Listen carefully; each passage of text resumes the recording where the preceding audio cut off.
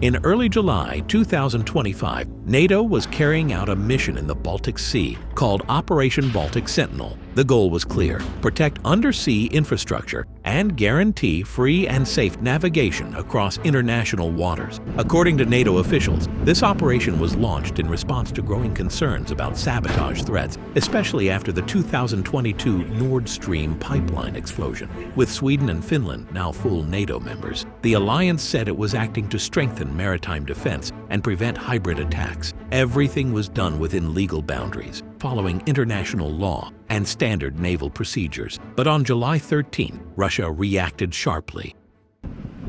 Ambassador Nikolai Korchunov, a senior Russian diplomat for maritime and Arctic affairs, accused NATO of using the mission as a cover to build up a multinational naval group right in front of Russian territory. In a statement quoted by the Eastern Herald, Korchunov warned that NATO was weaponizing maritime navigation under the pretext of security, and that its actions were complicating the military-political situation in the Baltic region. According to him, these movements increased the risk of dangerous incidents between Russian and NATO forces. Russia's concerns were not only military. The Kremlin also linked the naval tensions to new economic restrictions. Korchunov pointed directly to Germany's decision, starting on July 1, to inspect tankers carrying Russian oil under the G7's price cap rules. These inspections were supposedly for environmental checks, but Russia saw them as a blockade strategy. As the Eastern Herald reported, Russian authorities believed that NATO was combining military pressure with economic tactics to squeeze Russia's influence in the region.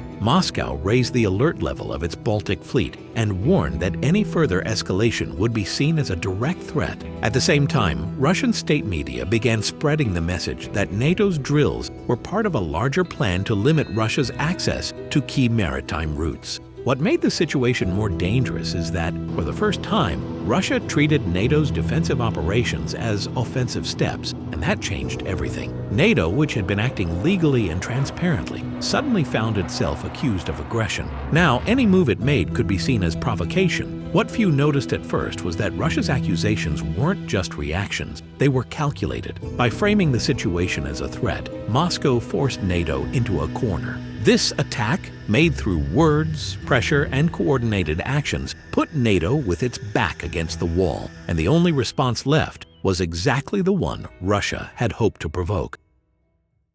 The first real response came from France. On July 13, President Emmanuel Macron stood before the nation and made a clear announcement. France would increase its military budget by $6.5 billion to face what he called a turning point in European security. As reported by France 24, Macron said that Europe was entering a new era where high-intensity conflict is no longer a theory, and France had to be ready for war, not in words, but in action. This wasn't just a speech. The French government quickly outlined how the money would be used: more weapons, more soldiers, and faster response times. According to France 24, the new funds would boost ammunition stockpiles, expand cyber defense, modernize communication systems, and speed up the deployment of French troops. Macron explained that France was adapting its existing forces and combining them with new resources, especially in areas like satellite intelligence and naval readiness. The idea was to move faster, strike sooner, and never be caught unprepared again. But this solution, although bold, came with hidden problems. While it strengthened France's position, it also revealed just how much the country had depended on outdated systems and slow production lines. Defense experts cited by France 24 pointed out that France had long ignored key weaknesses in its logistics,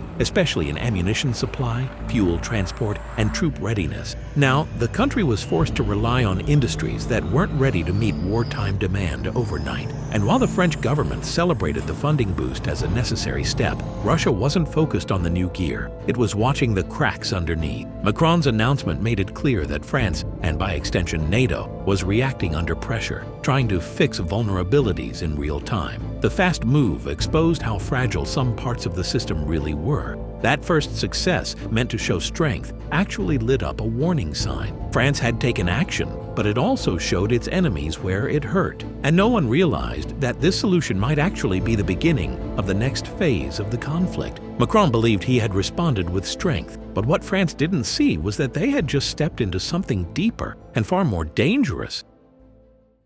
The trap closed when Russia stopped focusing on NATO's new weapons and turned its attention to something more fragile: the alliance's growing dependence on industrial rearmament. After France announced its €6.5 billion defense boost, the spotlight moved to whether other NATO members could keep pace. That's when the cracks started to show, especially in Germany. Russia didn't need missiles to strike this weakness. Instead, it applied pressure through time and production delays inside NATO's supply chain. As reported by the Financial Times, German Defense Minister Boris Pistorius admitted on July 13th that Germany's defense sector was too slow. He warned that if Germany didn't increase heavy weapons production fast, it wouldn't be ready for a serious war by 2029. This wasn't a guess, it was a fact. The attack was subtle but effective. While NATO celebrated new budgets, Russia exposed how far behind Germany really was. According to Pistorius, tanks, artillery, and ammunition were still years from large-scale production. Germany had approved a €100 billion defense fund in 2022, but most of that money was still stuck in planning and bureaucracy. The system France hoped would support its rearmament suddenly looked fragile and unprepared. But the damage wasn't just about weapons, it hit deeper. Germany's delay undercut Macron's bold move, not through force, but through strategic doubt. France had moved fast, Germany was moving slow, NATO's core was splitting, and what made this more dangerous was the trust it destroyed. This wasn't just a hit on NATO's defense, it was a hit on its unity. Allies began to question each other. Who was ready to act? Who was just talking? For the first time, doubts became public. French officials pushed for fast EU-wide defense deals. Germany insisted on long-term planning. Behind closed doors, the divide was real, and Russia didn't need to lift a finger because the pressure was doing the work. The alliance was strained. The defense plan is uncertain. Trust was slipping away. But the situation was about to get even worse.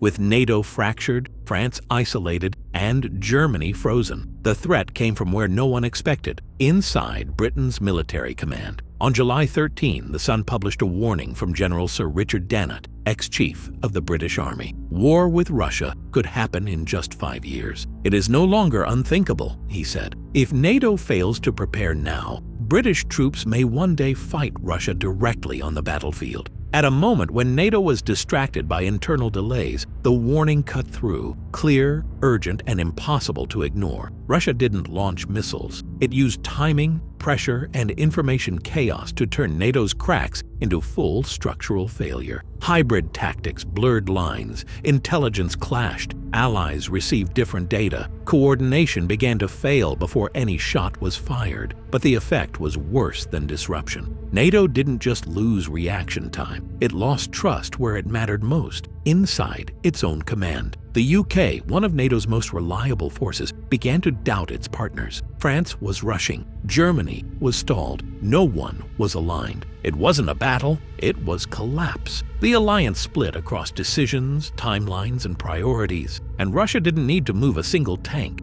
But hidden in the chaos was something no one had seen. A subtle data pattern, lost in the noise of scrambled reports and fragmented signals. To coordinate this hybrid attack, Russia had used a classified comms system. They believed it was invisible to the West. It looked like the end. The alliance appeared broken. The enemy had struck cleanly without resistance, but buried in that system was a digital fingerprint, a mistake, one overlooked signal, ignored by everyone. And that single detail was about to change everything.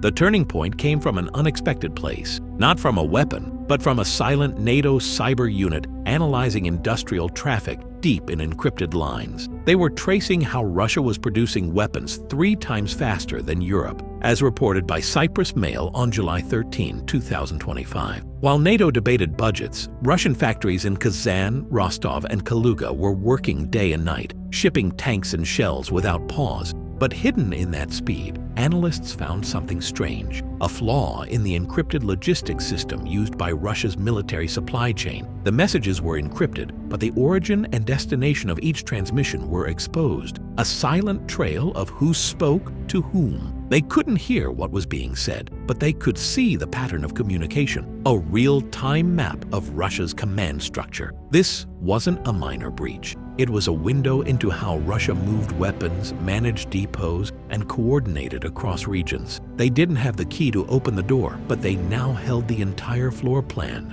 of the building, and that changed the mission. NATO no longer needed to stop missiles. It could now attack the structure that launched them. The weapon wasn't a missile, it was raw intelligence. Buried inside those data flows was something even more urgent, a sudden spike of movement in southern Russia near Voronezh. Cross-checking satellite intel, NATO confirmed Russia was preparing a major coordinated attack involving 3 fronts. Now, NATO had timing, movement, and structure. They knew where the orders came from, when they moved, and who would execute them. With the map in hand and the next attack exposed, the alliance had a rare chance. The defense was over, it was time to set the trap.